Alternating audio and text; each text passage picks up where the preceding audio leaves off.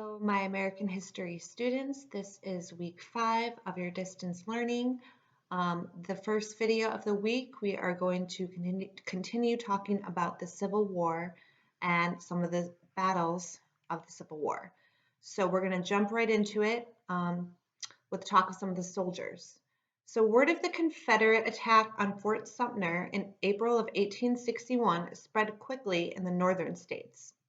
President Abraham Lincoln called for men to pick up their arms or weapons and join the fight against the rebels. Some volunteers who reported for duty were young boys. Children as young as 9 read newspaper headlines or heard adults talk about the fall of Fort Sumter. On both sides, there was a rush to join forces. Men and boys, and even sometimes women, wanted to do their part to help. The legal age to fight in battle was 18, but many boys were able to slip into an army unit. There was no easy way to check on a young man's age back then. Documents to prove how old a person was, such as a driver's license or ID card, simply didn't exist. Some of the boys joined with their parents' permission, while others ran away from home without anyone knowing they joined the fight. Some boys even changed their names to keep their true age hidden. Most Northern boys signed up because they wanted to be a part of the Yankee forces and not because they wanted to end slavery. Most of them wanted to experience a grand adventure, far more interesting than the hard farm work they had back at home. Southern boys joined the rebel forces for the same sense of excitement. They also felt they needed to defend slavery and their Southern way of life against the large Northern army. One of the easiest ways for a boy to enlist or join the military was to be a musician. Isn't that interesting? Drummers, buglers, and fife, a type of flute, players were not part of the actual fighting forces. These small bands led the troops into battle by playing marching orders, and they often played to lift the spirits of the weary soldiers. The excitement the boys and young men felt when they signed up for battle quickly disappeared. The marching, training, and fighting in battle was grueling, very tough. There was little to eat, and many of them became sick from diseases that spread fairly quickly. Many soldiers died from disease, while others died from battle wounds. Most soldiers made only about $13 a month for their hard and dangerous work. Unfortunately, many of the boys did not make it home alive. All right. So let's talk about behind the lines at home. What was it like on the home front during this time? So first we're going to talk about the Battle of Gettysburg. So this is probably the most well-known battle associated with the Civil War. In the beginning of the Civil War, many Southern victories kept the Union Army from capturing the Confederate capital at Richmond, Virginia. The South's leader, Robert E. Lee, decided it was time to make a bold move. He wanted a victory on Northern soil because he was sure this would make the Union want to end the war once and for all. So remember last week we talked about the South had the advantage of having the war fought on their land. They had the home advantage. So they knew the land and they had an advantage that way. So they thought that if they went up north and kind of showed the Union soldiers what they were made of, it would help bring an end to the war because the Union soldiers would not want to keep fighting down south. Lee took his troops into Pennsylvania in June of 1863. Union soldiers followed Lee and his Confederate troops and surprised them in the town of Gettysburg. The 3-day battle that followed was a turning point in the war. Lee's Confederate army lost thousands of men and was forced to retreat or move back to Virginia. The Confederate army was never able to invade the North again, so obviously that was a disaster and was unsuccessful. The Northern Army was more prepared, it had more ammunition, it had better trained soldiers as well. So it wasn't a good idea to try to go up north. So what was it like on the battlefield? Fighting in the Civil War was brutal. Most battles began with face-to-face attack on an open battlefield. A drummer would beat a drum slowly as a signal for the soldiers to move again into formations. The air was usually thick with black smoke as the soldiers walked in rows toward their enemy lines. The soldiers shot at one another with rifles. Many fell dead within seconds of the start of battle. As the soldiers moved closer to one another, they usually switched to hand-to-hand combat. They used bayonets, They're the weapons with the long blades that were fastened to the muzzle of their rifles. Dead and wounded soldiers lay on the battlefield at the end of the fighting. Sometimes wounded people died on the battlefield without waiting for help to arrive. Many soldiers died months or years later from wounds they got during the war.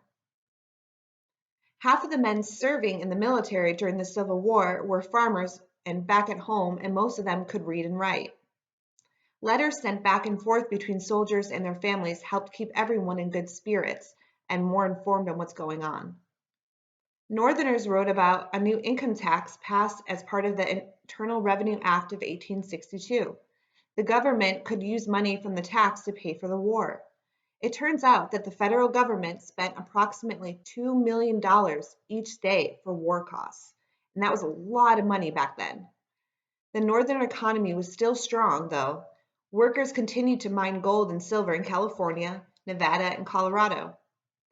Factories expanded their businesses to produce war goods, including rifles, ammunition, trains, blankets, and shoes. So the North had a great advantage of having all these factories. They were able to mass produce all the ammunition and uniforms that they needed for their soldiers. That was a huge, huge advantage during the Civil War. However, Northern citizens were angry about draft guidelines. The law allowed rich men to pay someone else to take their place on the battlefield. They could also choose to pay the government a fee to avoid serving in the military. Some people thought this was unfair. They felt everyone should be required to serve the country. The South's economy was based on agriculture, so it could not produce all the war materials its army needed. On top of that, the North had set up blockades at all Southern ports. This kept plantation owners from exporting cotton to sell in Europe.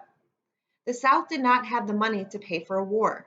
To solve the problem, the South simply printed $1 billion in paper money. But the true value of every Confederate dollar was only about 5 cents. So they printed all this money, but the worth of the actual money was way less than it was printed for. Most of the fighting took place in the South as well. Southerners lost property when Union troops marched through the territory. Sometimes soldiers stole property or burned homes and farms. Also, food was scarce and hard to find. Food that was available was very expensive. Most Southern families could not afford meat. Excuse me. Poor diets caused many Southerners to become ill. Southern forces never recovered from the defeat at Gettysburg. At almost the same time, General Ulysses S. Grant and his soldiers had captured the Confederate fort at Vicksburg, a southern city on the Mississippi River. With the North in control of this important waterway, the Confederacy was almost cut in half. Grant took control of the entire Union Army and decided to attack the South in 2 states. With orders from Grant, General William Sherman marched through Georgia to the Atlantic Ocean. Grant himself led troops into Virginia to capture the capital of Richmond. Grant was determined to defeat the South at any cost. He believed the North could win if its army just kept attacking. Sure enough, many rebels realized they were in big trouble. A large number of them believed the war was lost, and they turned to head home. The final surrender. On April 9, 1865, General Robert E. Lee surrendered to General Ulysses S. Grant in the parlor of a home near Appomattox Courthouse in Virginia. After 4 bloody years, the Civil War had ended.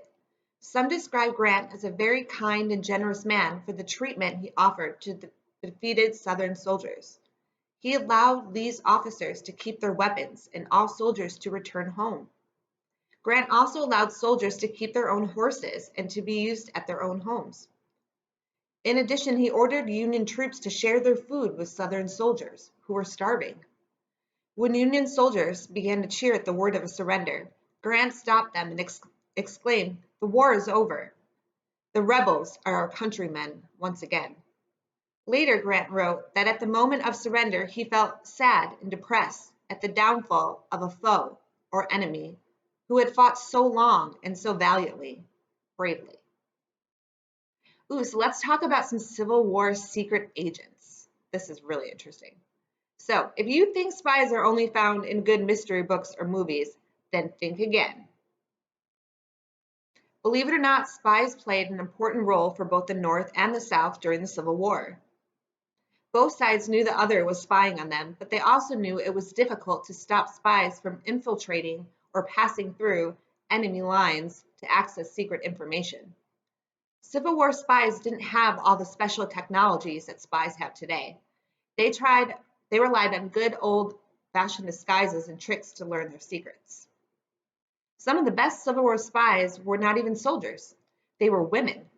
One particularly clever Union spy was a woman named Sarah Edmund Emmons. Miss Edmonds was a master of disguise. She first disguised herself as a man so that she could serve in the Union Army. Remember, we talked about that earlier. As a spy, she redisguised herself as a woman or a black man. When her secret was exposed, she spent the remainder of the war as a Union nurse. The Confederacy had a woman spy named Nancy Hart. She disguised herself to track where Union soldiers were hiding out. She would then lead Confederate rebels to their positions for an attack. Hart was captured, but she escaped when she tricked a guard into showing her his rifle. She grabbed the gun, shot the guard, and headed out. As long as there have been wars, there will certainly be spies. The Civil War was no exception. All right, so the last thing I want to talk about is women in the war. What did the women do? Women did not sit and just wait and worry about their men in the Civil War. They played important roles on both sides. Without the help of the women, both North and the South would have had many more problems. Some women disguised themselves as men and fought in the battles. Many more women worked on the battlefields as nurses. Some women worked as spies, but most women did their part back at home. Many Northern women entered the workforce to take over jobs that had been held by men who were now off at war. And we're going to see this in every other war. We're going to see this in World War I. We're going to see this in World War II, the Korean War, Vietnam. When the men go off to war, the women need to fill their positions, okay, back at home. Many Northern women entered the workforce to take over jobs that had previously been held by men.